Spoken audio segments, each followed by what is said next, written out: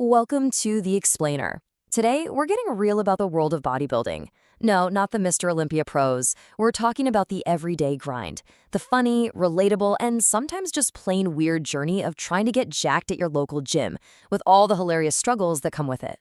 Okay, so let's just dive right in. Every single one of us, when we first pick up a dumbbell, we've got this glorious vision in our head, right? You imagine this chiseled physique, a cover model look, and it all just happens seamlessly. It's a beautiful, heroic dream. But yeah, that huge gap between the epic movie montage in our heads and what actually happens, that's where the real story is. The reality is just a little less glamorous. It's less about a perfectly balanced routine and more about, well, let's just say some muscle groups get a whole lot more love than others. And that leads us straight into the beginner phase. Oh man, the beginner phase. It is an absolute masterclass in beautiful, well-intentioned confusion. You are filled to the brim with motivation, but you have absolutely no idea what to do with any of it. So you end up with this classic set of behaviors where your priorities are, let's say, a little skewed. You've got the giant tub of whey protein before you've even figured out how to do a proper push-up. You're convinced pre-workout is going to make your heart explode, but you're also kinda hoping a multivitamin will magically make you huge. It's a vibe. And the research, oh, the research. You spend hours, literally hours, glued to your screen. You basically become a theoretical expert in biomechanics and exercise science overnight.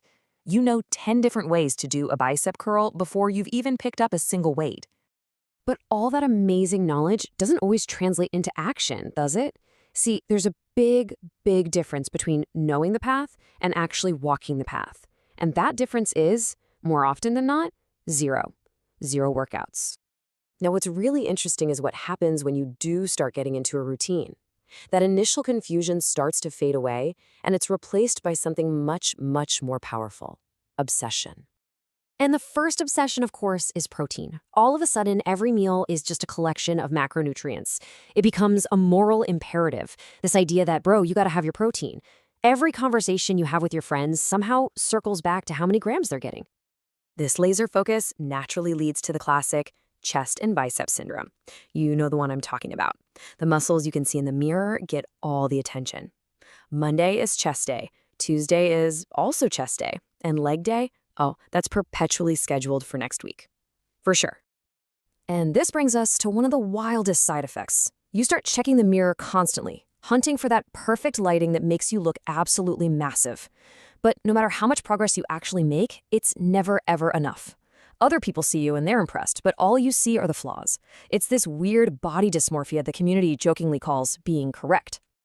So, beyond the whole mental game, you've got these daily battles you're fighting on two fronts. One right there on the gym floor, and the other one in your kitchen. And trust me, this is where the real tests of character happen. The first great battle is ego versus form. There's this powerful temptation to lift way more than you safely can, just to impress. Honestly, who are we even trying to impress?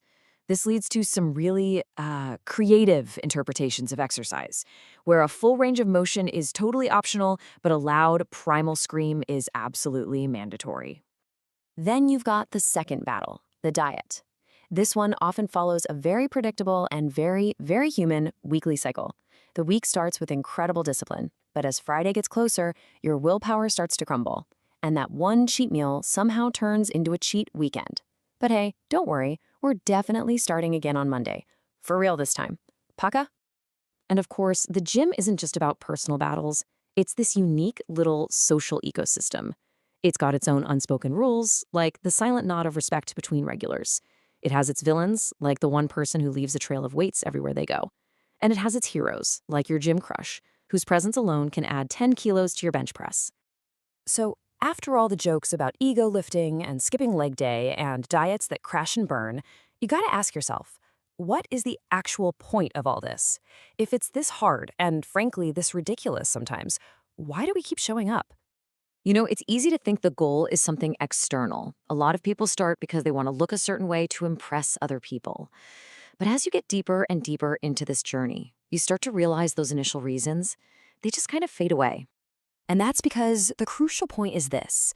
The real victory isn't having a perfect body. It's not about winning a trophy. It's about the process. It's the discipline of showing up even when you don't want to. It's the resilience of failing a lift and coming right back to try it again next week. It's about building character, one painful, imperfect rep at a time. And that is the real strength you build, a victory that stays with you long after you've left the gym.